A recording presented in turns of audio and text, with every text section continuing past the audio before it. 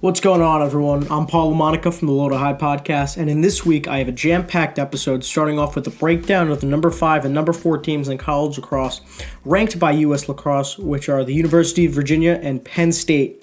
My good friend Jake from Laxweekly sat down with me to discuss how we think UVA and Penn State will pan out in 2021.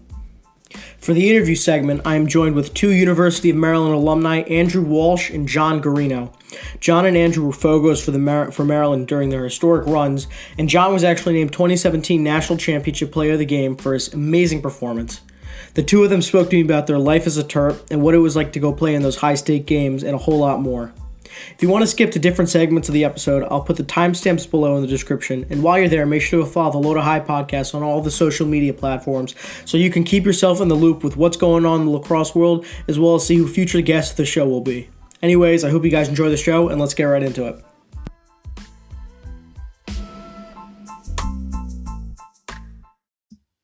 All right, Jake, we're starting off with number 5, UVA, University of Virginia. Jake, you were a pretty big UVA fan when you were a kid, right? Huge UVA fan. I'm a Duke fan, number one, but UVA, as of recent, I'm not a bandwagon fan. I liked them before they won the national championship, but it's really hard not to love UVA ever since Lars got there. Yeah, definitely. I think, UVA besides their 2011, I want to say 2011, they won the national championship against Maryland. 2011. They've been pretty quiet in the mid 2000s from like 2012 to 2018. They weren't making a lot of noise. They had some under 500 seasons. They made the playoffs a couple of times, but they lost in the first round. I remember 2018, they got killed by that Loyola team who was with I remember that. Junior year. Pat Spencer just went, I think he had like 8 goals. Yeah. It was crazy. Yeah. But, UVA in 2019 won the national championship. They've been the defending national champs since there was no crown champion 2020. So they're going into the 2021 season as the national champions. That's true. Yeah, I didn't even think about that. So they still kind of have their target on their back. And yeah, it was kind of a weird, decade for UVA since 2011. I remember that Johns Hopkins game where they did that stick trick where they like threw it to each other. Yeah. All that stuff. So yeah, I remember it was kind of like UVA was you hoped if you were on another team, you hoped that you played UVA because they always snuck into the playoffs, but they never did well. So I'm excited. UVA I feel like now they're back to being very intimidating and doing their thing. Definitely. So 2020 UVA, they went 4-2. They had 2 tough losses to a Michael Sowers Princeton team who was pretty much destined for greatness.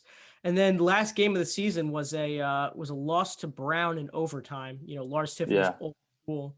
So what do you think we could take from that, watching those few games that we got to see UVA play? Yeah, I mean, I think they showed even though they had those 2 losses, it was kind of classic UVA. UVA is one of those teams. They're going to compete with anyone, but then also like a team like Brown, who's pretty good, but not elite, I would say. UVA you'll see them have close games like that all the time. So that doesn't really surprise me or anything like that. But what I am kind of thinking about now is attack. They just graduated Michael Krause, in my opinion, one of the best Dodgers that I've seen in a really long time, really physical Dodger who opened up a lot of space for other players. Even if it was, Matt Moore, I'd say kind of took command, but I think he was able to do that because Michael Krause drew so much attention. And so now with Krause gone, I'm kind of curious who's going to be that guy who physically initiates. Yeah, that's going to be interesting. So let's take a look at who is going to be returning for UVA in 2021. So number one that pops off to me is, their leading scorer, Ian Laviano, that nice crease attackman who Michael Krause always was able to find inside. Matt Moore, one of the heroes of the quarterfinals, took down Maryland in stunning fashion. And is there any word on Dox Aiken right now? He's listed on the roster as he's going to play in 2021. Is he opting to play Villanova football? Do you know? Yes, he is. Unfortunately, that was a very sad departure from Dox. He's one of my favorite players, so it was a good run for Dox. Yeah, so we're gonna have to scratch him off. But Xander Dixon, who was an ex-attackman who UVA used a lot when he was a freshman. He had like an 8-goal game against VMI in like just a random like Saturday afternoon, and just no one talked about it. He ended up having like 11 points. Like no one Jeez. really talked about it. Yeah, this kid is electric. He was a Under Armour All-American in high school. He didn't get a lot of time, but UVA I think used him out of the box a lot. So it's going to be interesting to Yeah. see what he's going to do. He was in the transfer portal for a little bit, but then he decided to stay with UVA. And same goes for another kid who was another part of their key championship run, Peyton Cormier. He was looking at other options, but he's going to stay at UVA. He's going to be part of that nice midfield line. And, another guy that didn't play, he redshirted his first year, is the number one recruit in the 2019 class, Connor Schellenberger. You remember watching Connor Schellenberger play in high school? Oh my goodness, do I remember? I mean, his highlights. I feel like he had some of the best highlights. Everyone talked about those. I remember all my friends and I. He was a little bit later in the game for me, but he had those crazy highlights. He's just one of those midfielders where you're like, dang, this guy could be special. Yeah, for sure. And going to the defensive side and face-off specialist, they returned Petey LaSala, who has always been very consistent for Dude, them. he was so good in that championship run. So good, so good. But he was doing well, but he wasn't doing like how he was doing in that tournament run in the past season. But I think he's going to be an upperclassman now. I think he's going to have another dominant season.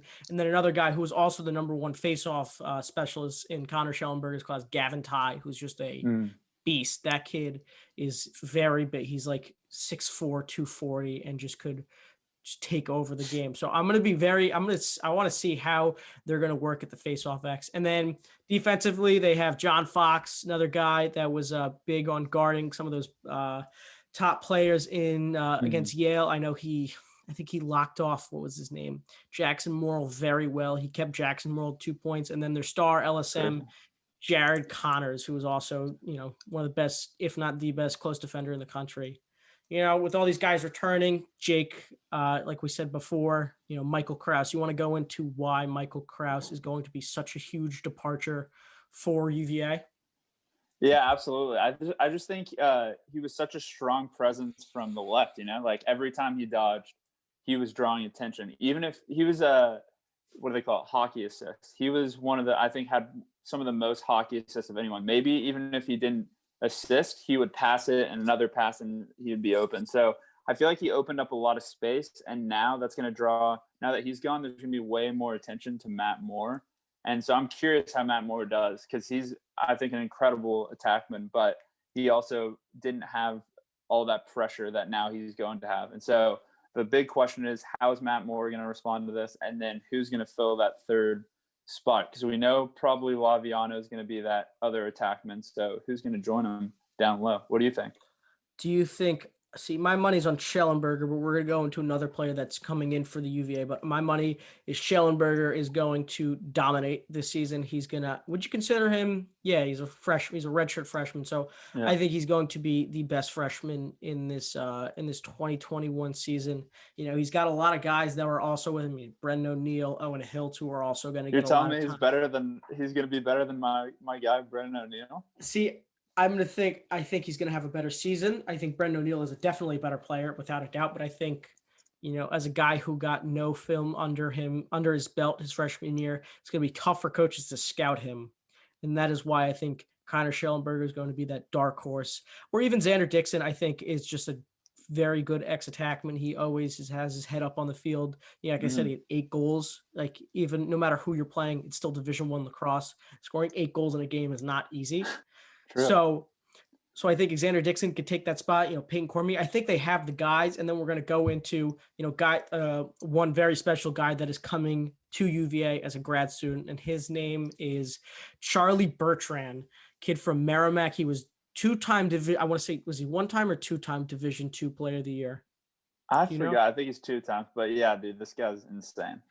Charlie Bertrand is filthy, to say the least. This kid had, let's see, I want to look this up. I think he had 80 points, around 80 points his time at Merrimack, when Merrimack just switched to being a D1 school, but something around the lines of that. Something crazy. Yeah. So he is going to be a crazy addition to this UVA squad. I think this guy may be more beneficial than having Michael Krause. What do you think about that? Is that a hot take right Dude, now? why you gotta take stabs at my guy Michael Krause? No, All right. no, I agree. I mean, his highlights.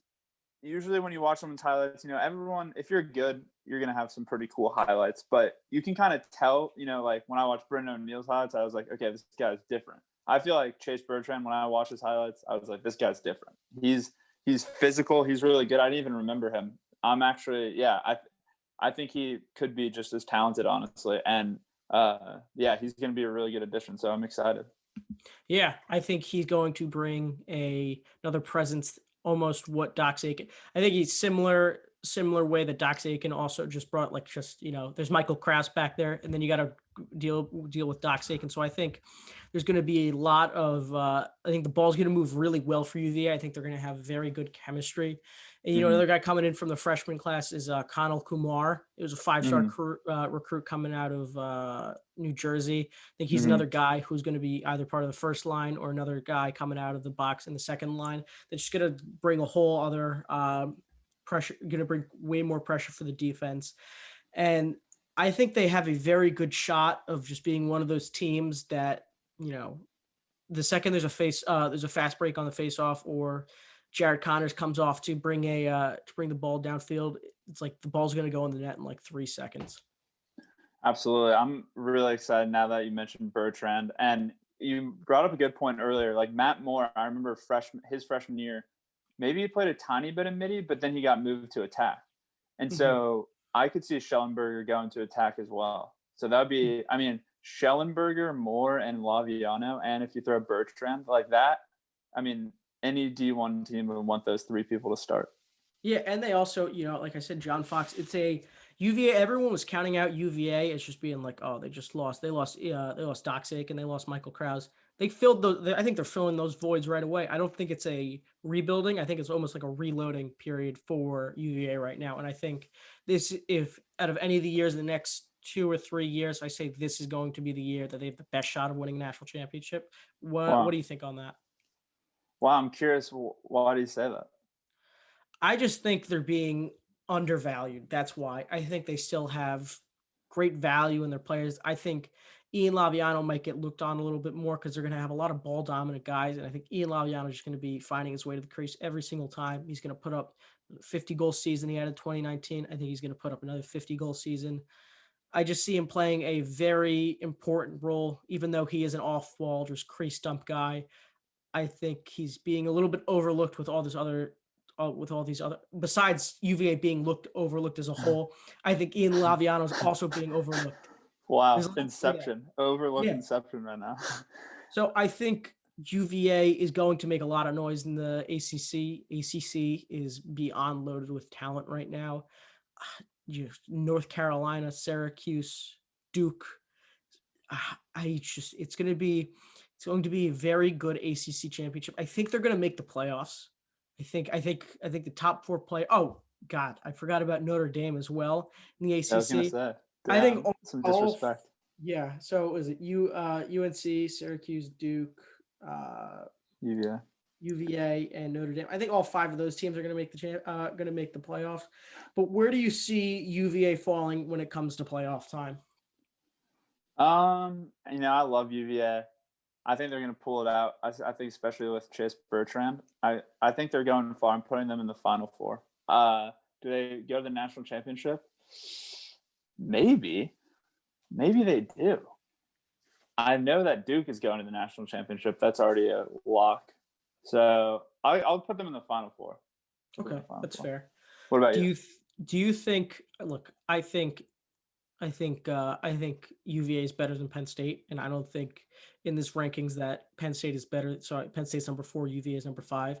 I think UVA should be number 4. So I think if it comes down to a playoff game, they see each other first round. I honestly think Penn State will play an ACC team first round, just because of the seeding and how dominant all these teams are going to be. I would see UVA taking down Penn State in the first round, and then I see UVA playing another ACC team in the elite. If UVA plays another ACC team in the Elite 8, then they're going to lose that game. I think if it's anyone, I think it's Notre Dame, UNC, Duke, or Syracuse, they're going to lose that game. But I think if they play You another think big Notre Dame is beating UVA? Are you kidding me? look, I think Notre Dame has the biggest chip on their shoulder in this entire in out of all these teams. I know I'm throwing a lot of hot takes at you right now, You're but throwing some hot takes, my friend. I think it's going to be a great game. I think that Elite Eight game, if they do play another ACC, is going to be it's going to be a game to remember, like Albany Notre Dame game, something like that. It's going to be a very more hot takes. Jeez. Yeah, no, I think, dude, without a doubt, this is going to be. I think we could all agree that this is going to be the most loaded 2021 most loaded season that lacrosse has seen in recent history. And I agree. I don't even think we can predict anything that's going on. We could speculate all we want about what's going to happen. We don't even know if the Ivy League's going to even play. So it's a whole other realm of possibilities. It's crazy right now because then you have to factor in because there's definitely going to be at least 2 Ivy teams that make the playoffs because it's 16 and then there's going to be playing games. I see UVA. I'm going to say they lose in the Elite Eight. All right, that's fair. I know I was just hyping them up a lot, but I don't see them winning an AC. I don't see them winning against an ACC opponent in the Elite Eight. And if it's Notre Dame, I see them winning. I mean, Notre Dame, they lost Brian Costabile, and who do they have now? They have Pat Cavanaugh. That's true. They have a face-off guy for the first time in like 5 years in Kyle Gallagher. That's true. Who knows? They might be slept on, but yeah, UVA. I think they're definitely going to go at least a few rounds in the playoffs. So I'm excited to watch them this year for sure. Who do you want to see the most? Who's your favorite player to see on UVA? I mean, I think Matt Moore is as complete as they come. I'm excited to see Schellenberger because he's so hyped. And I think that word on the street, I don't know how I heard this, but I think, he came in a little bit like big-headed, and I think he's kind of humbled himself the past few, the past year, especially being that red shirt. He didn't come in, he didn't like immediately play. So I think he's now kind of realizes that he's not, he's at UVA, he's not at some random school. So I think you bring up a good point. I think Schellenberger could be one of the best freshmen for sure. I think so. I would be surprised if he wouldn't be. I think it's going to be Brendan. I think the best 3 freshmen in the NCAA are going to be Brendan O'Neill, Owen Hiltz, and Connor Schellenberger. I think that's a good. Yeah. I think that's a good way to put it. I think that's a good way to segue into our next episode of talking about a couple of other teams. Wouldn't you agree? Absolutely. We got to talk about the greatest team of all time. Duke. Okay, that's our final episode, but that is probably the biggest. It's going to be like a 3-hour long debate between me and Jake, so I'm looking forward to that. But well, that should wrap up number 5 UVA. Up next, we are going to be doing number 4 Penn State. All right, Jake. We start episode 2 looking at number 4 Penn State. Now, to tell you, I didn't think Penn State was going to be in the top 5 when I first saw these rankings. I thought it was going to be maybe a UNC, maybe a Cornell or a Yale. Did you see Penn State in the top 5? I did not, just because of one player who's pretty special, Grant Amon. I just thought without him, I'm kind of surprised that they put Penn State in the top 5, to be honest with you. Yeah, me too. I mean, I feel like Grant Amon was, probably the best player that ever came out of Penn State. So, absolutely, I think it's going to be really tough to, fill that gap of who is going to be the next guy, who is going to feed Mac O'Keefe, who is going to, initiate that offense. But, I mean, it's 4 years, every play, there's always going to be players that are going to leave. So it's up to the players that are coming in to fill that gap. So why don't we take a look at some of the returners for Penn State? So, number 1, I think the big one that we all know about, Mac O'Keefe, like you said, you think he's the all-time greatest shooter in all of college lacrosse. How many goals did he have in 2019? 70? Sounds about right. So yeah, something ridiculous. I mean, remember Loyola? I think it wasn't last year, it was the year before when I think he had 9 goals in the game. 9 goals, yeah. He's just automatic. People don't respect the fact that this man is automatic shooter. I know. I think he is one of them. I think he's the best shooter in the game right now, and he probably is one of the best all time. So, trying to see how he, as an off-ball shooter like him, could help, get the points that Penn State needs is going to be very interesting. Coming from the midfield, we got Jack Kelly, who was, I think, also had like a 40-goal season back in 2019, who was also a very legit player. I think he's going to be helping out a lot from the midfield line, getting some of that pressure off of, Mac or any other guys that are going to come down from the alley. Like another guy that I'm going to list right now, TJ Malone, who, I think is going to, very good player. Dylan Fouds is another good offensive player for Penn State. So, I think collectively these guys are going to do some damage, even though they do lose Grant Ament. I think these guys have what it takes to compete in the Big Ten. Big Ten they always have a tough schedule. They're gonna have to play Penn. They're gonna have to play Hopkins. It's always a gritty game. Maryland. So, going to see Maryland. Got to see how Maryland's defense shakes up. So maybe this team could take advantage of on one of those games and just have a crazy night. You never know when Mac O'Keefe is going to score 10 goals. So, seeing how this is going to play out is going to be very interesting. So, Absolutely. So you want to go into some of the newcomers that are going to be coming for Penn State?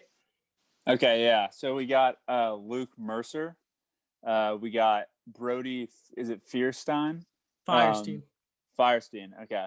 I know there was a Fierstein maybe on Albany a long time ago. Mark Sickler, John Brinfleck, and Alex Ross. So there's 6 4-stars, which that's pretty crazy, and I'm really excited for that. And another point, just real quick about Grant Ament. I think he got hurt maybe, was it his junior year that he got his ACL torn, or maybe sophomore year? But he was, like Penn State did super well without him. So I think even though he's leaving, I could see them bouncing back really quickly. Yeah, for sure.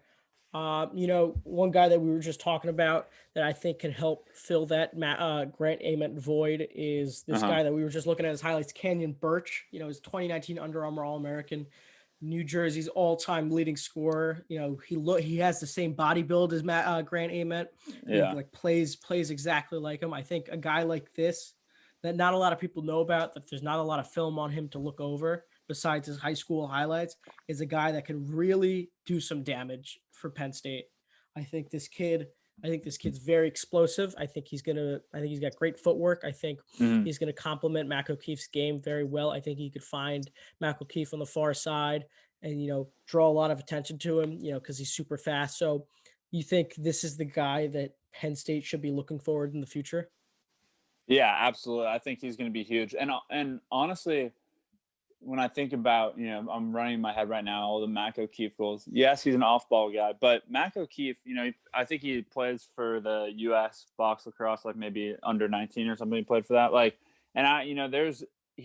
If he wants to create separation, he's no slouch. He can face dodge and wing. He's a very good wing dodger. So Mac O'Keefe, I don't think he's gonna necessarily have to depend on anyone else. If he wants to score goals, he's gonna start dodging a little bit more. Mac O'Keefe, he's used to scoring a lot of goals. He's not gonna let anything stop him, in my opinion. So it actually might be kind of fun. We might see a different side of O'Keefe that we haven't really had to see, because why would he dodge when he can just give it to Grant Ament? Yeah, for sure. Do you think in college lacrosse that a guy like him or his playing style could just take over a game? I know we always see these players that are super quick. We've seen the Matt Rambos who are super ball dominant, the Grant Aments, the Michael Sowers. You think a guy like this could almost help change the way we look at off-ball shooters and stuff like that? Absolutely. I mean, I think he kind of already has. Like, when you have someone who's that good, he really, I think they called Ryan Brown like the Steph Curry of lacrosse. Ryan Brown, amazing lacrosse player, amazing guy. But I truly think Mac O'Keefe is the best shooter that I've seen in a really long time. And, we saw, like I was saying a few years ago, Loyola, he scored 9 goals. Like, there's just not that many people who are just pure shooters like Mac O'Keefe, where, if they're 10 yards in, they can cash in. So I think you totally see something like that happen. He could take over a game. And I think now, people respect him so much as a shooter. He hitch and go. He could face dodge underneath. Like, I think being so good at shooting will make him a better dodger and could really open up, that really opens up a lot of offense for the other Penn State players, because, everyone's trying to watch Mac O'Keefe. So it's a very good thing to have Mac O'Keefe on your team. Not very good to have him not on your team. Yeah, definitely. And then as we look at besides offense, we look at some of the specialists that are coming for that have been here for Penn State. Gerard Hmm. Arceri, in my opinion, is the second best faceoff guy in the country, right behind TD Erlin. Gerard, I think, has gone like 68% of the 68% from the X his entire Hmm. career. So, Pretty having a guy crazy. like that, yeah, insane. So having a guy like that return is super beneficial because people weren't sure if he was going to take his fifth year or not. Colby Hmm. Knies, another great, I think he was third team All-American, another solid guy just to have, just to make sure you have your specialist positions filled before you even like have to think about like, is there going to be a battle between this? Am I going to already have like a place that's like already going to have a position for Coach Tambroni, like that are Hmm. positions that aren't short? So I think having those veterans stay is going to be so beneficial in the long run. Hmm. Knowing the guys you could count on like Colby Knies and Gerard Arceri are like so beneficial. Absolutely. And I think especially the goalie position, having Colby Knies, he knows the defense. He's not afraid to command the defense. And especially like whenever there's new guys coming in, just a really good goalie who knows the defense, who isn't afraid to communicate, that's huge. So the fact that Tambroni has those, pieces plugged in already is massive. And so, now that we talked through it more, I could see why Penn State's a top 5 team. They definitely, it really is that Grant Amon question, but I would not be surprised. It might be a different offense than we've seen before, but I don't think it's going to be any less effective. Yeah, for sure. And then looking at the defensive end, as we just said, Colby Knies, Nick Cardeal, another All-American Mm-hmm. Yeah. that's returning for Penn State. I think having a guy like him also stay, like you said with Colby Knies, just knowing the defense, helping the Mm-hmm. younger guys, help bring in like that position, help create chemistry with each other, knowing when to slide, understanding slide packages is going to go very far in the long run. So, I think Penn State has the pieces to what it takes to go to championship weekend. I just don't know on how consistent they're going to be, with a Mm-hmm. lot of new guys coming in to fill some pretty big voids. I think it's going to be really interesting to see how their season pans out. Absolutely. I think this is one of those like X factor teams. I wouldn't be surprised if they're playing on Memorial Day. And I also wouldn't be that surprised if they, got out in the first round of the playoffs. So it's kind of one of those teams that's going to be really exciting to watch. And also just a really good Coach Tambroni, definitely one of the best coaches in college lacrosse right now. But this is where you kind of really see, okay, he has a good team. He lost a really good player.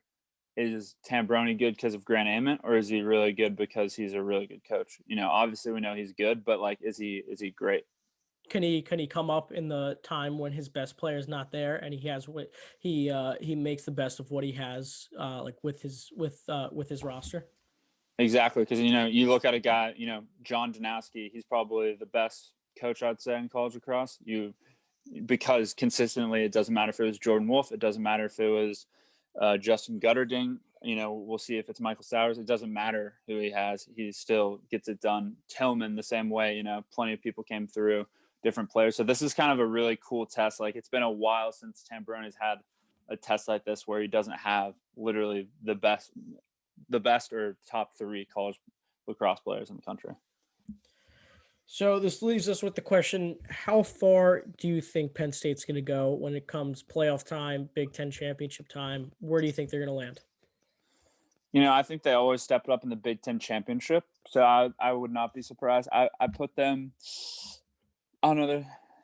I'm kind of like Rutgers this year, low key. So I'm gonna just be fun and say that Penn State's gonna go to the championship, but they're the Big Ten championship. They're not gonna win. And then I'd say it's like I said, it's that X factor, And I love Mac O'Keefe, so I really want to see him do well. But I also wouldn't be surprised, man, if Penn State was out of there. So I'm gonna put them. I'll put them in the second round of playoffs. So I guess I think you can win 2 games before you go to the quarterfinals, right? So second round. I'm putting them in the second round of playoffs. I think it's one round, so round of 16. Oh, So yeah, if you win one game, then you go to quarterfinals. So okay, I'm putting them in the quarterfinals, and they're not winning. okay. Sorry, Penn State. So I'm going to stay consistent for what I said with Maryland. I still think it's going to be a Hopkins-Maryland Big Ten championship. I think they're going to lose to Maryland in the Big Ten semifinals. Mm-hmm. I think Maryland just has way more firepower than them, and I just think their defense is going to come up better. They got a seasoned defense, Maryland. I think I think, those guys are going to step up. I think the only place that Penn State can beat Maryland is potentially at the face-off X. I think Gerard Arceri is better than Maryland's face-off unit. You're telling me Mac O'Keefe is not going to light up Maryland's goalies? Come on. I don't think so. I really don't think so, because I think Logan Wisnauskas and Jared Bernhardt could match, or Logan Wisnauskas can come and match Mac O'Keefe, because they're very similar players. And I think I'm telling you, hot take there, my friend. It is a hot respect? Where is the respect on the greatest shooter of all time? Where's the respect? We don't deserve Mac O'Keefe shooting. No one's as good at shooting as him. Okay, no, if you're gonna go with that, okay, it's gonna be a tough game. I respect. Hey, no, yeah, okay, okay. You gotta do you. Fair. You gotta do you. So it's tough. From the games I saw Mac O'Keefe play, I really felt that it was just Grant Ament just finding him on the weak side, on the other side of the slide, and he was able to fit. I still think he's a phenomenal shooter. I just want to see, before I make any super hot takes and say he can control a game, he is the next Michael Sowers, he can drop 15 points. And I know he can. I know he can drop 10 goals. But how many goals is that going to mean in the other end? Is that, I got to see how is their defense going to pan out. I don't know how good Penn State's defense is going to be this year. I mean, you could say that for Maryland. How good is Maryland's defense going to be this year? But I think we don't know too much on Penn State is what the big thing is. They didn't bring any star-studded recruits in from a transfer portal. They didn't recruit any 5 stars. I think it's just going to be another gritty and that's what it always is. Penn State is a gritty team. They're not bringing in the best players in the country. They're bringing in guys that can win and have the will to win. And I think that's what makes Penn State Penn State. Yep, I agree. I think that's where Maryland has the advantage in talent, but Penn State has the advantage in, I think they're grittier, they're more blue collar, they're more tight. Like Maryland, it's like there's so many personalities, there's so many guys, there's so many returners. So I think it's, that's the beauty of lacrosse. We'll see how it pans out. Okay. So, for playoff wise, I'm going to say they're going to go make it to the quarterfinals, and they're going to lose in a tough game. They're going to lose in a game that they're going to fight in. They are going to fight. You're copying me, bro. Is that what you said? You're copying me, bro. Okay. No, I mean, hey, it's a good take. I think it's a great take. I think, I wouldn't be surprised if they lost first round, but I wouldn't be surprised even if they won the quarterfinal game. I wouldn't be surprised if they had a huge upset over UVA. If they had a huge upset over, okay. Sorry, I forgot you love UVA. Dude, come on. I wouldn't be surprised if that happened. And, it's tough to tell. I mean, when do practices start for Big Ten teams? I think they start next week, January 1st. Yeah, something like that. I think we're going to know soon, hopefully, if the season doesn't get canceled, knock on wood. I think we're going to know soon enough. Their first game's like February 2nd or something, planned February 2nd. Oh, let's go.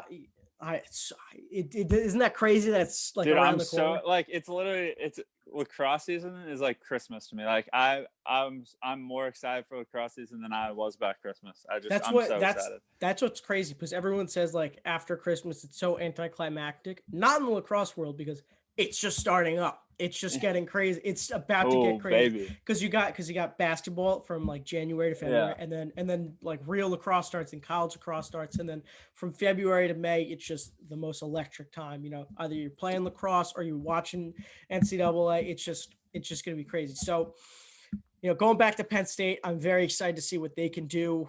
I think there's a couple of question marks on their defense, a couple of question marks. Who's going to fill Grant Ament's voids? Because we also got to remember Grant Ament had 115 points the last time he played a full season. So, that's a lot of points you have to, it's a lot of points. So, so this is going to conclude number 4 Penn State. Next week, Jake is going to be joining me, and we will be covering University of Maryland. So thank you, Jake, for coming on.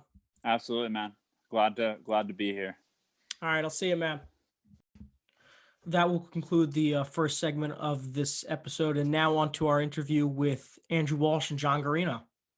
The Kings of College Park and unofficial legends of RJ Bentley's Andrew Walsh and Jon Garino, former Maryland Terps. What's going on, guys? What's up, Paul? How's it going, man? It's going good. Not much. Thank you guys for coming on. Andrew, where are you at right now? Are you home? I'm actually in Maryland, enjoying some of the post-holiday break with my family. Awesome, awesome. And recent news for Andrew is that he was recently engaged. So congratulations, Andrew, on that.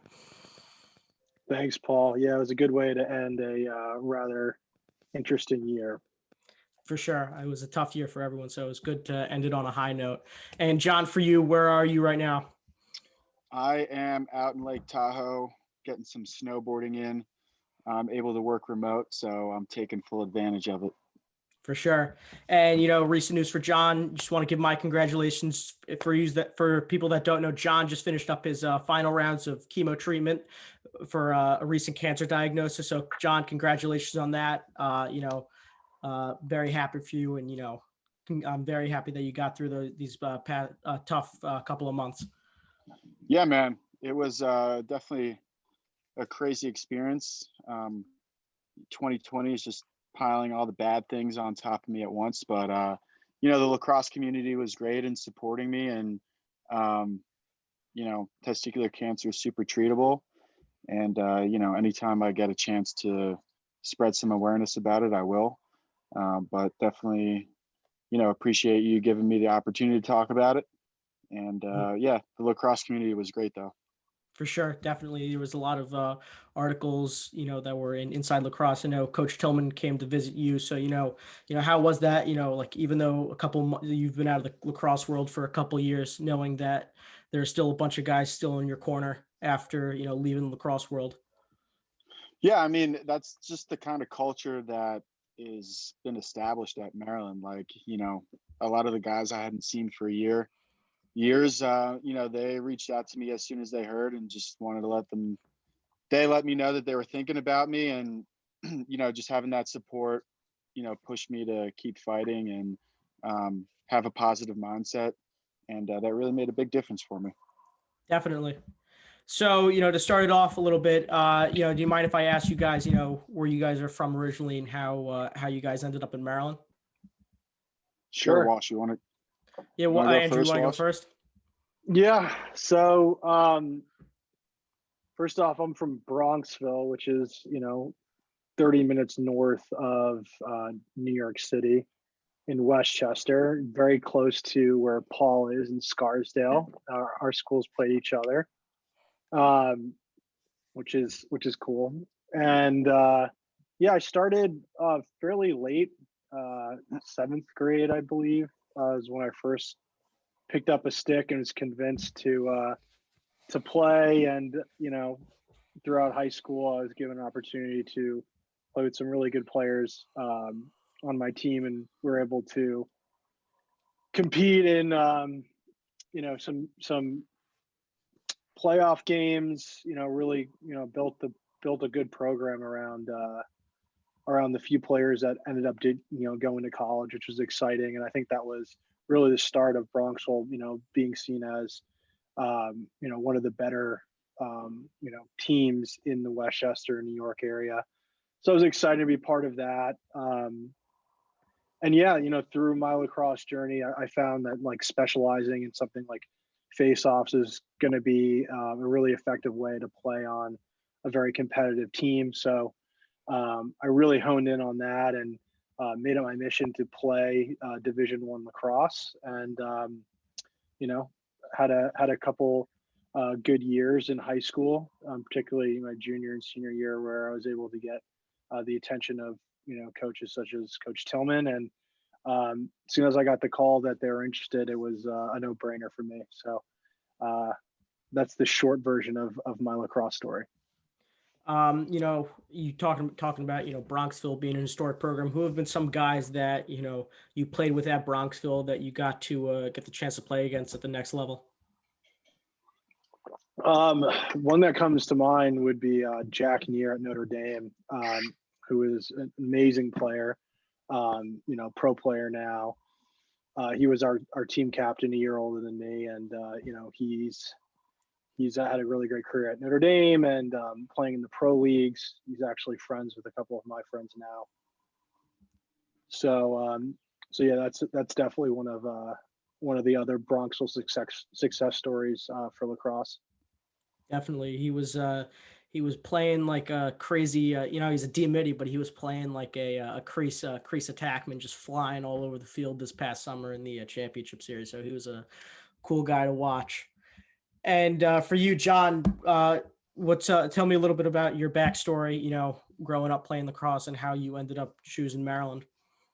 Yeah, so I started in like third or fourth grade, and I didn't know anything about it. I was just wanted to play because a bunch of my friends were playing it, and had no idea what position I wanted to be. I started off playing midi, then I switched to long pole, played long pole for a little bit, and when it came time to try to make the varsity team in high school, we didn't really have a face-off guy, so I kind of just volunteered myself and got the hold of it pretty quick. And junior year, I committed to Lafayette, and then I had a really good senior year, kind of building on top of that progress. And then after my senior year was over, I opened up my commitment back up, and at the very last second, I was able to get a spot at Maryland, and to me that was a no-brainer. I didn't even visit the campus before I committed. I just said, oh well, Maryland lacrosse, they were just in the national championship. I think I'm going to go there.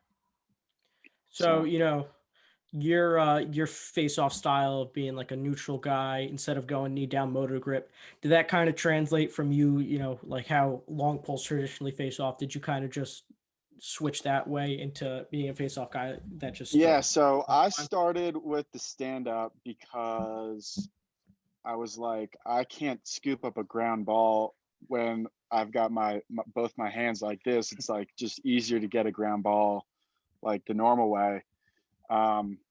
So I don't have footage available from my sophomore year, but I can tell you my stance and my technique were pretty ugly. So I've come a long way with working off the 2 feet stance and the underhand grip. There's been times I wish they'd stop changing the rules every other year. It's really, really annoying. So when I was in college, they changed the rules, obviously. And I went through some growing pains especially when they made you line the heads a certain distance away from the ball. Yeah, top to stop distance. I really struggle with that because I rely so heavily on the way my head flexes, and I was able to figure it out, just in the nick of time, but it definitely set me back like a full year. So that was interesting. So, the new rules right now, do you think you would have liked that if everyone was just stand up like you were? I don't know. I think honestly, like my style was so much different that people really didn't know, like they hadn't practiced against it. They hadn't seen it in a game. And so I think I definitely used that to my advantage. And I think just the style of my face-offs and the way it counters somebody with a moto grip, it was more advantageous for me. Whereas like now I just feel like it's a little bit more like a hockey face-off. Obviously I've been out of the game and for a little bit, so I don't really know how the face-offs currently look, but in my head, I picture it being a lot more similar to like just a hockey face-off where the ball is just gonna, shoot out in random directions and stuff. So if that's what they're going for, we'll see how it turns out. Yeah, I mean, what I've seen from like me just facing off with my friends and stuff is that, you still see a lot more tie-ups than you would have seen just like every kid going knee down. So, as much as you want to change the face-off rules, there's still always going to be kids that, are going to tie up with each other because it's still like going one kid against the other kid. You don't want to just flick it out like you just don't want to rake it since, it'll just be it's not it's not that it's effective. It's like too risky in a sense that, this kid could just also just punch down the line, just get the ball quicker than me raking. So, it's going to be something interesting to see in this upcoming lacrosse season on how all of that, this whole face-off rule really does change anything from what it did from the previous years. Yeah, for real. Like, a year from now, somebody else will find some other complaint about the face-offs and the rules around it, and they'll switch it again. But I just really wish that they would just leave it alone and just let the position evolve like any other position would. Yeah, you're 100% right on that. And John, you're a Philly guy, right? Oh yeah. So I got to ask you, what's your go-to Philly cheesesteak spot? Yeah, I don't know if I quite have like a go-to or a favorite. I don't discriminate. Like, if you put, it's not hard to make a cheesesteak taste good for me. So if I had to give you like a couple names, I like Jim's on South Street. That's real good. There's this place called Joe's up in Fishtown, and they got some good cheesesteaks. And then John's roast pork down kind of by the stadiums in South Philly. I know it's John's roast pork, but they've got some legit cheesesteaks. So those would probably be my top three. And Andrew, I know you're not a Philly guy, but if you were to go to Philly, would you what would be like your ideal Philly cheesesteak? What would you have on it? Just your standard Philly cheesesteak. I'd probably go with whatever John would recommend because he's a Philly guy. Are yeah, you I like to. Yeah, go. I was gonna say I like to put the onions. You gotta have the onions, and then the long hot peppers. The Italian style, like the roasted Yeah, ones. if you want some kick, I That's like for sure. the long hot. So What about John cheese? loves. What about cheese? yeah, I'm out on the cheese whiz. You can miss me with the cheese whiz. So I usually go with the American or provolone. Okay, that's a The solid. cheese whiz just makes me feel gross. Yeah, that's gross. I don't think. I mean, you're not gonna. You have to think about it. Like, you're not gonna have cheese whiz unless you eat Philly cheesesteaks every single day. Like, you're not gonna have You're not gonna have Philly cheesesteaks every single day. So, like, I feel like it's just as much as a cheat meal. So, like, throw in the cheese whiz. Like, how much more is it gonna? If it's like a whole taste, if you hate the taste of it, then then it's a completely different story. If you think it's like too greasy, like, you're already eating a Philly cheesesteak. So how much worse can it get? I mean, I just want to put this out there, but if I had no self-control, I'd probably have a cheesesteak maybe 2 or 3 times a week. But luckily, I'm able to have some self-control and hold off a little bit. Okay, fair enough. So, when you guys met each other, when did you guys end up meeting each other when you both headed to College Park? Yeah, like I said, I was such a late like commit that like a lot of the other guys, they got to do like on campus events and maybe like connect with each other before coming on campus and like figuring out who's rooming where. I was kind of like the kid who showed up out of nowhere and everybody was like, who's this kid? I've never heard of this kid before. So we didn't really meet until like we're all like moved in and stuff. I mean, I committed late, like my senior year, which was like very late. I mean, the kids that were getting recruited were, sophomore, I think in some cases even freshmen. So when I committed, like, basically after my season ended my senior year, I was like, definitely one of the last kids to commit, or so I thought. And then Tillman let me know that, they're bringing in Jon Garino from Lafayette, and so I was like, oh my gosh, there's even someone coming in after me, and he's a face-off guy. But yeah, John, when we first met, we really hit it off.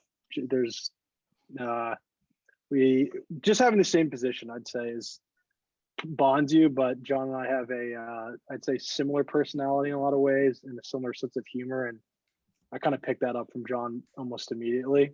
I think anyone would if you meet John. So I would agree with basically everything he just said. Okay, so being face-off guys, so you guys are competing for for like the same position. Did that ever interfere with like you guys being friends? like on the field, you guys are just trying to fight for playing time, but like off the field, you guys, have to put that aside. Did that ever affect anything, when you were playing, like in your playing years? Definitely not off the field, but like our practices could get like so competitive. Like kids will fight each other at practice. But then like when you step off the field, it's like whatever happens on the field is like a totally different thing than what happens on the field. So sometimes we get like a little mad at each other, but I think that was just, more speaking to the competition that was at practice like every day. We're just pushing each other to be the best that we could possibly be. And anytime you're working super hard in a competitive environment, you're going to butt heads here and there, but to me, it never impacted anything off the field.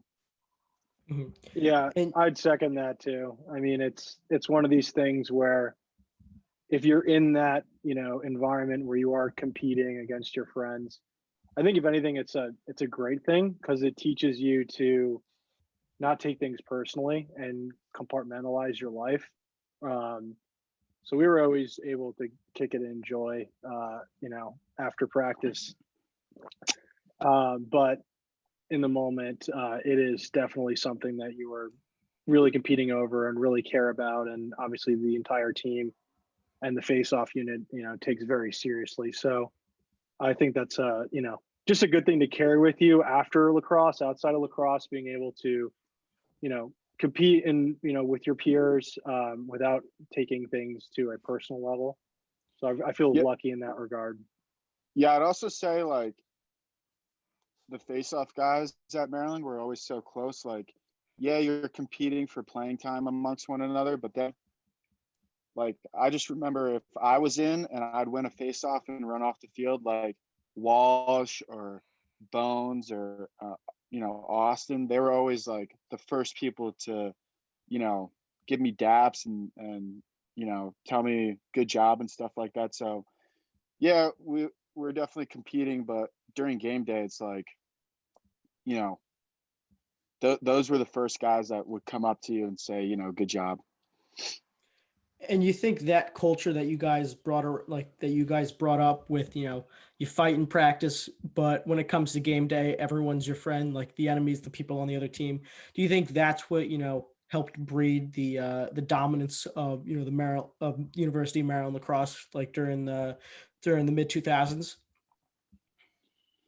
Yeah, I think it's just, again, speaks to the culture at Maryland. Like guys they just fight. And if you don't have that mindset or you don't learn to have that mindset, I would assume not just at Maryland, at most top programs, like if you don't have that mindset of, oh, I'm going to go compete, work my butt off every day in practice, then you're just not really cut out for it. So, yeah.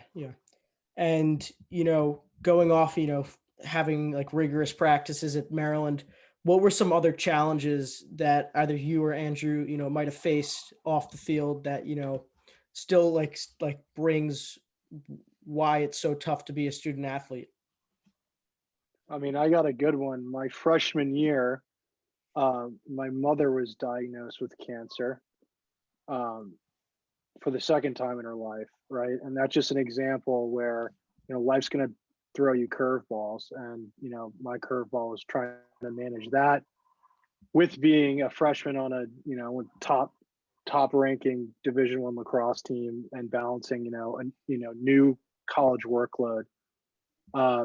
So I think a lot of the challenge, and you'll hear this as a recurring theme for anyone that you talk to, no matter what sport they play at the Division I level, is time management. And time management, spans across things like your schoolwork, and it also spans across things like your personal life and how you allocate your time to, managing your relationships, especially long distance, not being with your family in a time of crisis like that.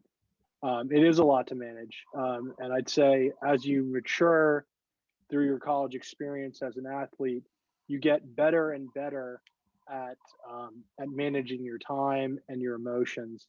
and by senior year, you're kind of on autopilot at that point, and just in a whole nother level. So thank God my mother is fine today and she's doing well. But that's a really good example of something that I had to face. Mhm. And John, were there any, like, besides like having the rigorous, like I said, rigorous workouts, like besides practicing, were there any other things that you had to be obligated to do, being a part of the lacrosse team? Yeah, I mean, kind of piggybacking off what Walsh said, obviously time management is huge, and the coaching staff and all the academic people involved can hold your hand as much as possible, but it's like kind of up to you to figure it out at the end of the day. And I definitely struggled with it too. I wouldn't say time management was the hardest thing for me, but I experienced a little bit of burnout where I would just get so tired and exhausted where I would just like, this happened mostly freshman year, where I just like be like, oh, I have math homework today. It's going to take me 2 hours. I'm just not going to do it because I'm tired. And, I think that was just part of the learning experience for me. But looking back on it now, it's kind of a tough pill to swallow. Like it set me back a little bit, like academically and stuff. So, yeah, I'm sure I'm not the only person who's experienced like true burnout at college, but yeah, it can be tough, man, when you're waking up at 5 a.m, working your ass off in practice, then lifting, then going to class from noon to 4, and then you've got mandatory study hall from 5 to 8, and you can barely even find time to eat during the day, and you just do that every day, week after week. Sometimes you're just like, damn, I need a break. And that happened to me a little bit. And would you say that, going through that rigorous lifestyle, I keep on saying rigorous, but going through that lifestyle of, almost being like, not, I don't want to say like it's similar to the army, but of just repeat, like, day after day, wake up, go to workouts, go to class, very little leisure time, and you're not seeing yourself like you're not seeing the results you wanted, whether it's like getting playing time on the field. Did you ever feel that, like, was it all worth it in the end? Definitely. I think as I get older, the more and more I realize it's worth it. I think Andrew said the same thing, like being on a sports team and learning to manage that adversity, and then being put in tough situation after tough situation, and you have to find a way to get through it. It teaches you a lot of like really good character intangibles that you're not going to get through another experience. So I think it's a unique experience, and it's good for I might not have learned how to do like accounting or whatever, but I have a lot of like the intangible characteristics that are required to be successful because I busted my ass for 5 years on the lacrosse team. So there's some, you're sacrificing some things by being on the team, but you're also gaining a lot by being on a team like that. Mhm. And Andrew, would you ever, be in the same boat as John, just trying to, see if it's gonna see what the outcome, maybe if not if maybe if it's not in the on the lacrosse world, but after lacrosse, that maybe some of these lessons that you learned, going through your everyday life helped you in the long run and where you are today.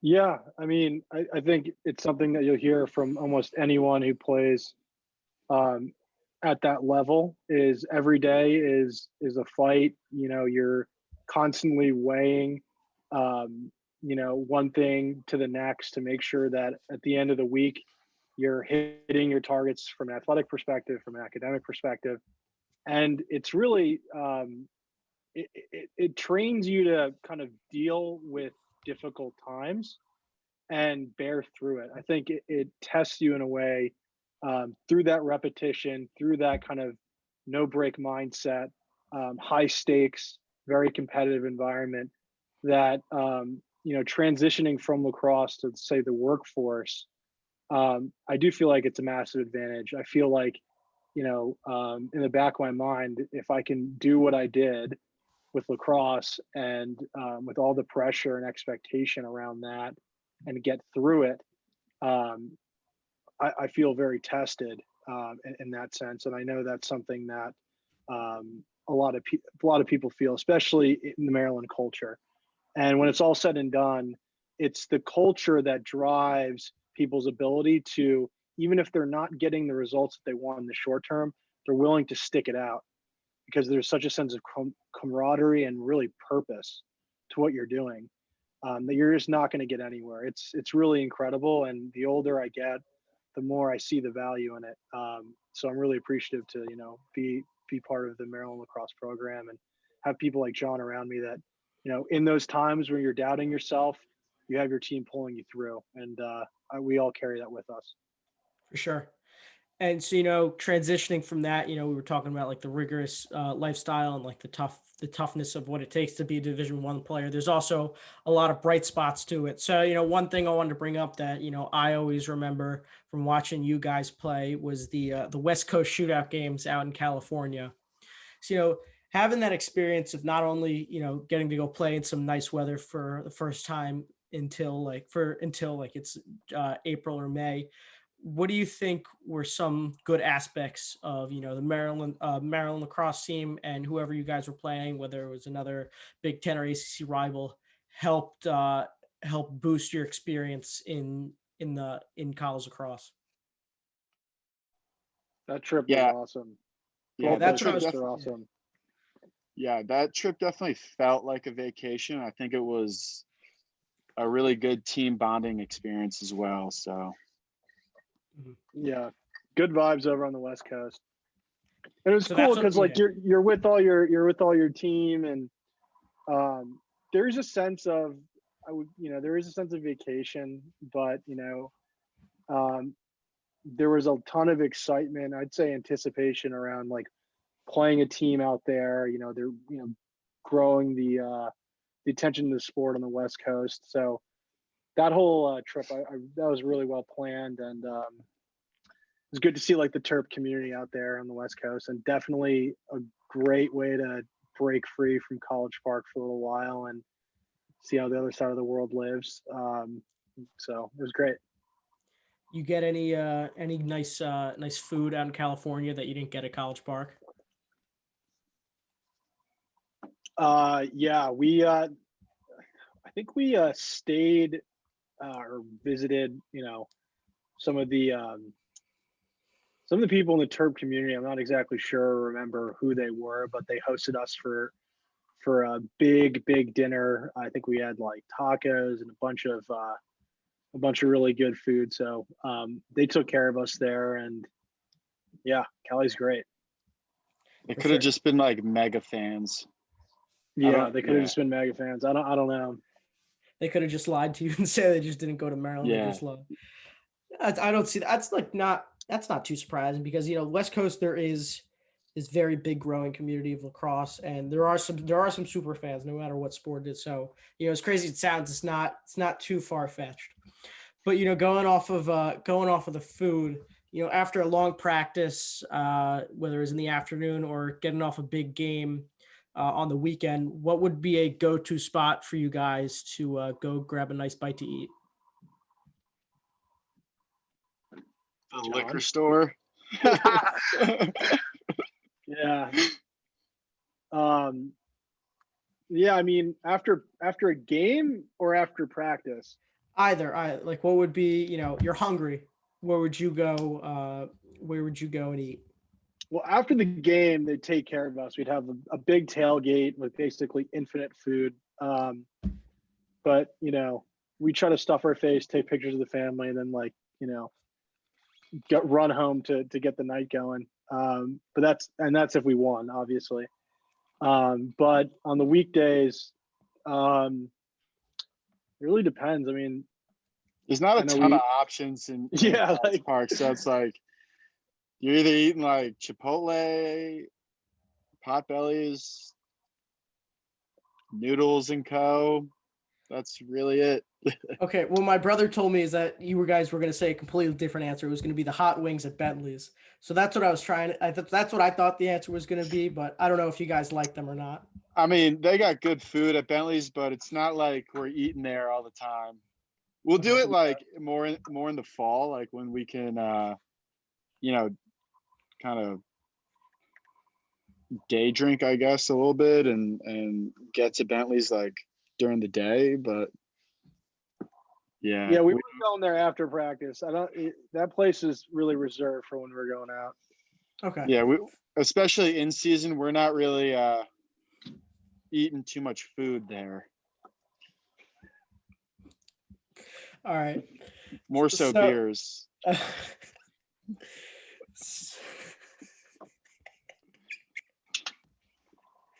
So John's not wrong.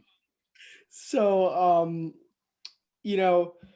talking about like after a big win or after a long practice at Maryland, what would be like going into the locker room after getting a big game? What would be the first song that would go on into the in the locker room? Oh man, I don't know. I'd say the one thing about the locker room music, there was always like a seasonal cycle. So there'd probably be like 5 or 6 songs that were considered a favorite, and I feel like those would play a lot. Yeah, I was never the locker room DJ kind of guy. So yeah, who was the locker room DJ during your times there? I mean, early on, I don't even remember who it was, like freshman, sophomore year. Then like, I feel like Charlie Raffa played a lot of music, and then like Nick Manis played a lot of music. Colin Heacock played a good amount of music. Mac Pons, but I can't really name too many other people off the top of my head. Paul, do you know about the speaker? No, I don't know about the speaker. This is a good nugget. So I bought a speaker one break. I think it must have been my senior year. It was like 3 foot tall, pretty big, but portable. Like you can carry it around. So we started to use that in the locker room, and I eventually convinced the coaches and everyone else that we can like bring it to away games. So we shove it in the bus. I think we even flew it out,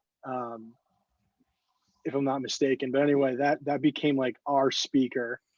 So after my senior season was over, I was done with lacrosse. I think I basically donated it without formally donating it.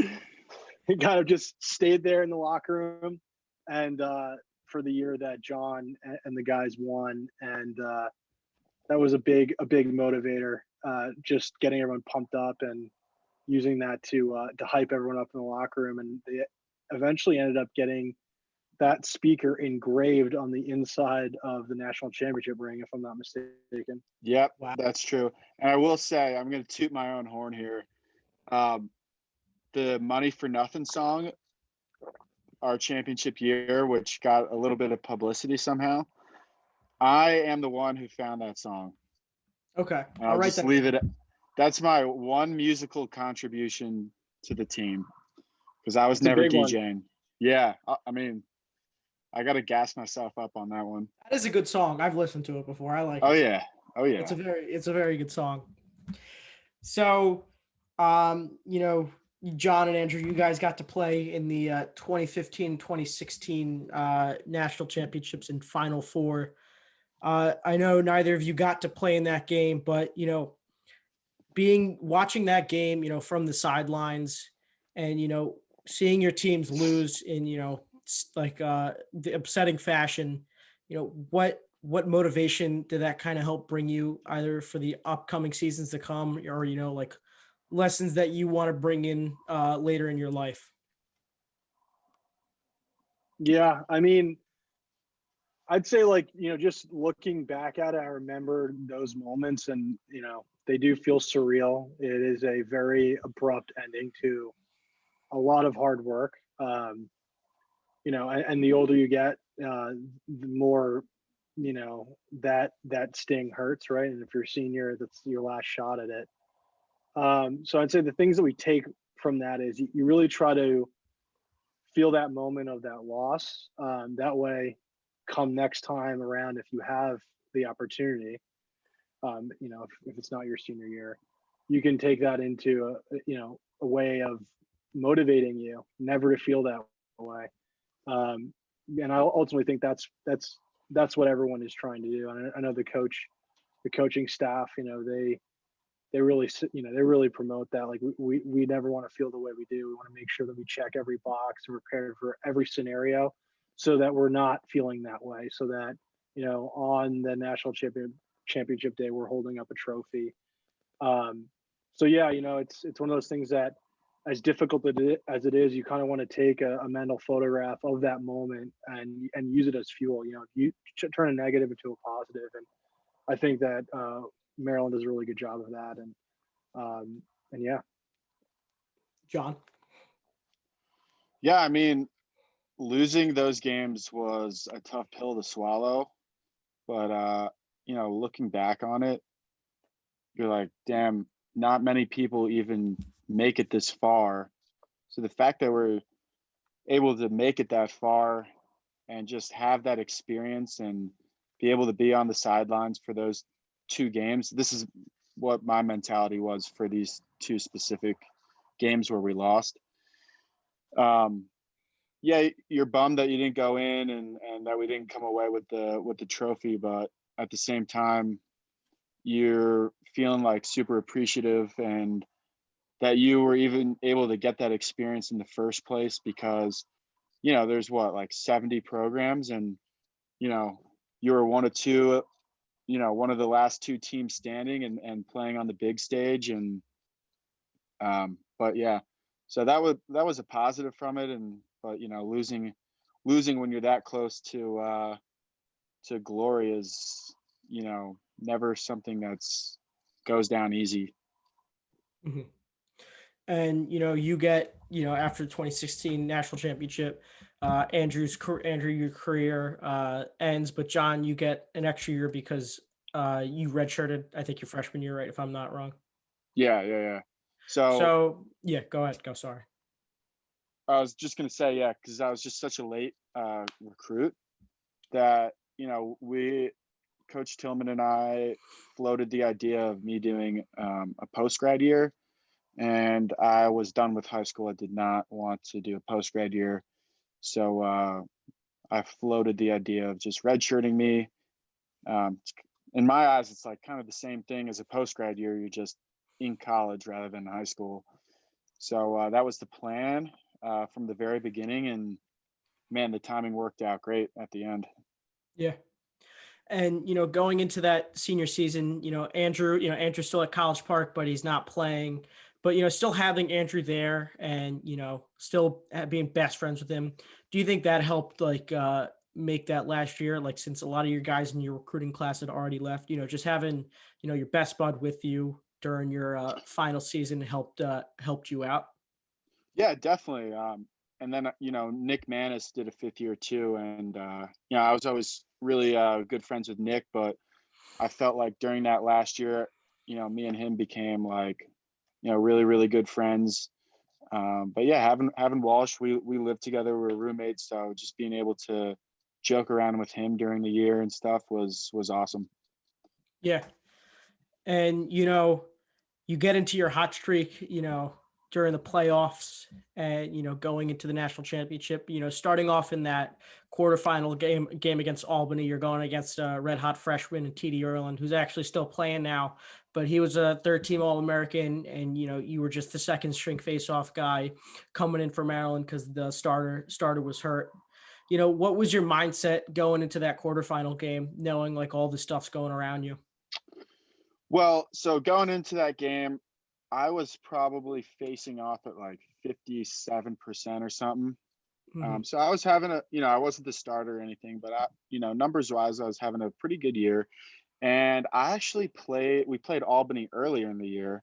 And if you go back and watch that game, I took like 20 faceoffs against him that game. And if it wasn't for god awful ground ball play by me, I would have won, 13 or 14 out of 20, but instead we split 50-50. So going into that game, I knew that I could beat him, and I had done it before. And I think my style was so different, something that he was just not used to seeing, that again it just really worked to my advantage. And the way our coaches kind of utilized me and Austin and I,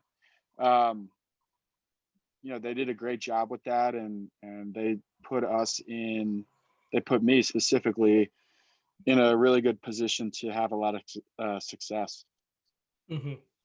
And, going into the championship weekend, it's your third time at Memorial Day. You're facing off against Trevor Baptiste this time. Did any of your mentality change, whether it was the quarterfinal game or whether it was just a regular preseason game? Like what were you looking towards? No. So, I mean, going into that tournament, right, like as a total face-off unit, we're like right around 50%, which is like average. And, it just seemed like we'd win. And then the next team we're facing, it's like, oh, TD Ireland, he's a third team All-American. Oh, great. Now we have the first team All-American. So we just kind of had like this underdog mentality where we felt like nobody expected us to do well. Like people just thought we were just going to roll over and get crushed, but face off wise at least. And we definitely used that as fuel, and we just went out there and busted our ass. Yeah. And that final game of your career, the 2017 national championship, it was a gloomy day in Gillette Stadium, but I felt like tensions were super high for both teams. Maryland, it seemed as if Maryland couldn't lose this game. After taking an OT loss the year before and taking another tough loss in 2015. Did you say anything in particular to your teammates, before walking out of that tunnel, or, did anyone say anything to you before you headed out to the field? No, man, I think everybody just like knew what had to be done. And there wasn't a lot to be said that hadn't already been said, so it's just like, let's just go out there, play the way we've been playing. And, the end result should speak for itself if we just go do that. So there's this good moment I think you'd like is during the national championship game. You're red hot. You're doing really well against Withers. You get a fast break at the beginning of the fourth quarter. You take a crazy step down shot going downfield. Did you think you were gonna make? Did you think you had a good chance of making that shot? So on one hand, I really wish that went in. The goalie made a good save. But on the other hand, I'm really thankful I just didn't spike it straight into the ground. So I'm just happy I put it on. Part of me is, wishing that it went in, but another part of me is just like, at least it just looked like a good shot. I didn't completely embarrass myself. Because there's been times in other games where, I've been on a fast break and I go to shoot it and I bounce it like 5 feet in front of the crease, and the ex-attackman just scoops it up, and it's just a god awful. It's not a good look at all. Yeah. So you finally win, Maryland's first national championship in like 40 something years. I know when you get named player of the game for the tournament and for the game itself. First thing you did was take that trophy and run it over to Andrew and all of your former teammates from years before. Like, what was going through your mind? Why did you want to give the trophy to them? Well, I got to be honest with you. So we finished doing the handshakes, I think. And we're kind of like coming back together as a team. I don't know if we're like about to huddle up as a team or whatever. But then at this point, I don't even know that I was named player of the game or anything. I'm just, out there celebrating the win. And I think like Isaiah gave me the trophy. And I remember like thinking like, why are you giving this to me? Like, I wouldn't say I was a fringe player, but I wasn't like, part of like the nucleus of guys who was winning games for us every week. So I was just like, didn't know what to do with myself with the trophy. And then I don't know if somebody like told me to run it up there or what, but I just remember running it up there and holding it up to everybody. And,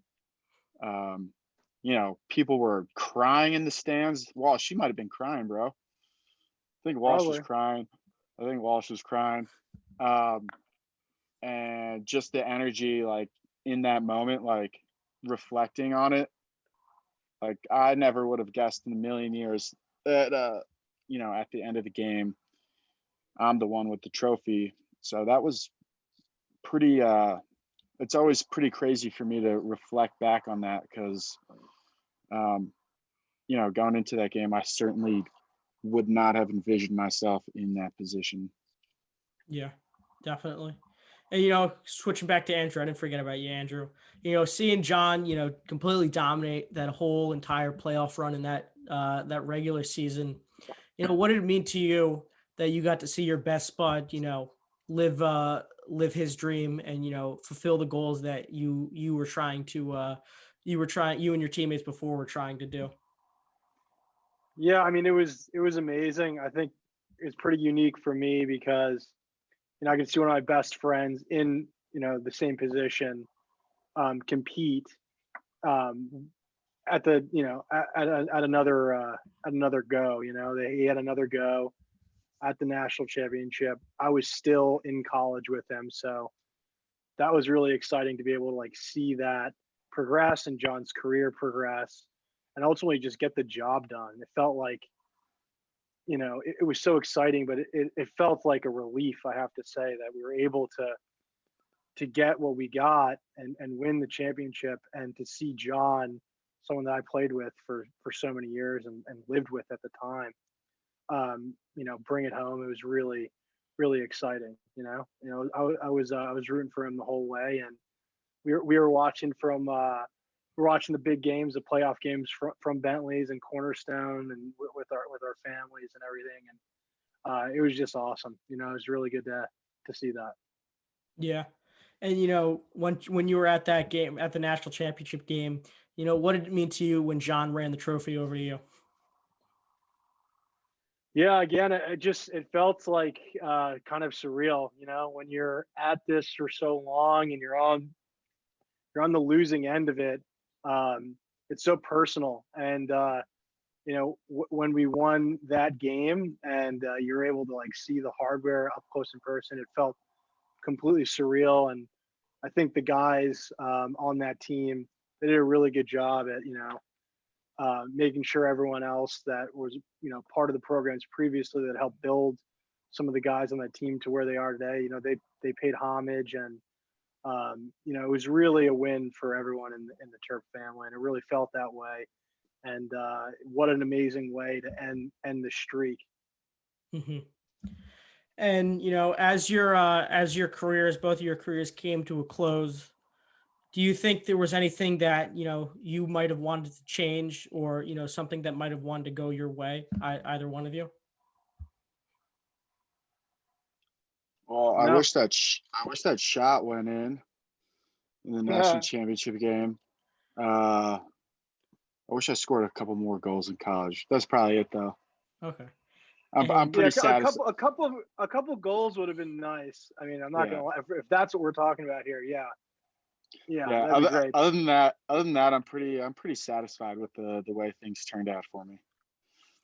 And Jon, even though you got to get the job done in 2017, your senior year, did you kind of feel that like maybe your career as a face-off guy might have just been starting, that you kind of just figured out what was going on and like how to combat like these other top face-off guys?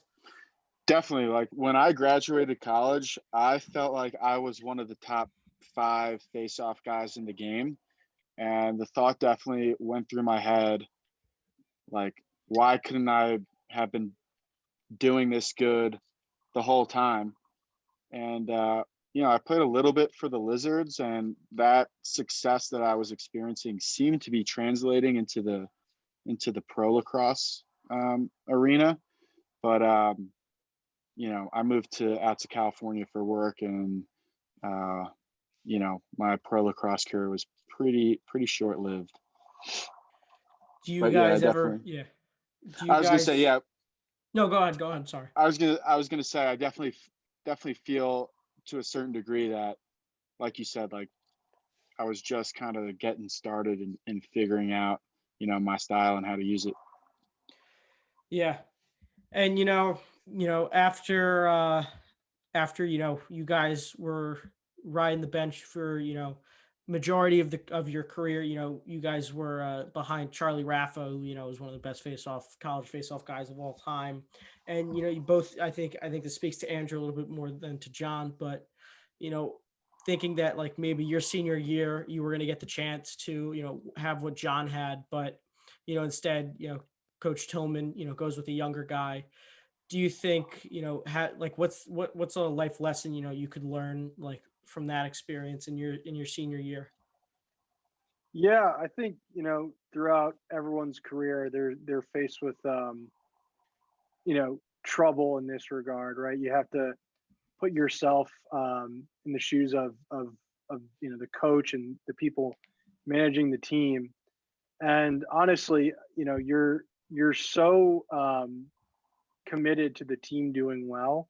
I'd say by the time I was a senior, there wasn't any type of feeling of I wish I had this, I wish I had that. I mean, obviously, everyone, as John was saying, everyone wishes they had a few more goals, especially those face-off guys, and everyone wishes they had their opportunity. But um, for those that don't get their shot the way that John did, and there are few that have the way that John has. It's all about understanding the bigger picture, which is being part of the team. And I was fortunate enough to have several big games in my career.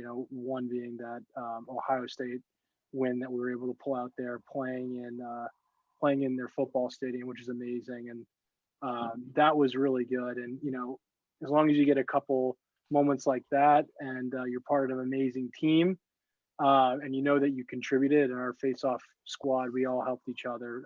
I'd argue to say, throughout the years that we were there, we probably had the best face-off unit. I think at one point during practice we'd have 6 face-off guys going against each other. I mean, I don't know who has that type of face-off depth. So you got to keep things big picture. And yeah, it's about the team. It's always about the team. And that's how you stay positive and motivated regardless of whatever situation is. But I feel very lucky for the opportunities that I had and the contribution that I made. Definitely. And my last question for today, I'll start it off with John. It's a two-part question. I call it the the low to high question. So incorporate the name of the podcast name, Low to High.